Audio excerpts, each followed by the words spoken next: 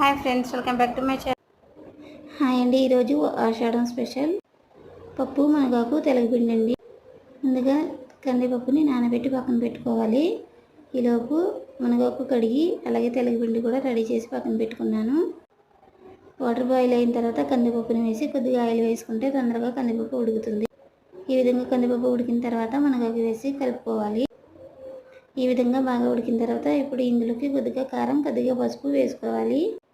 ఒకసారి కలిపి ముందుగా రెడీ చేసి పెట్టుకున్న తెలగపిండిని కూడా వేసుకుని బాగా కలుపుకోవాలి. ఈ విధంగా 2 నిమిషాల పాటు దగ్గరుండి కుక్ చేసుకున్న తర్వాత రుచికి సరిపడా సాల్ట్ వేసుకుని బాగా కలుపుకోవాలి.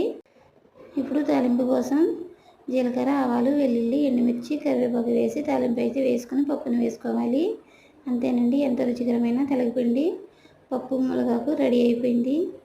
వీడియో నచ్చితే లైక్ చేయండి, షేర్ చేయండి, సబ్స్క్రైబ్ చేసుకోండి. Thank you for watching. Bye bye.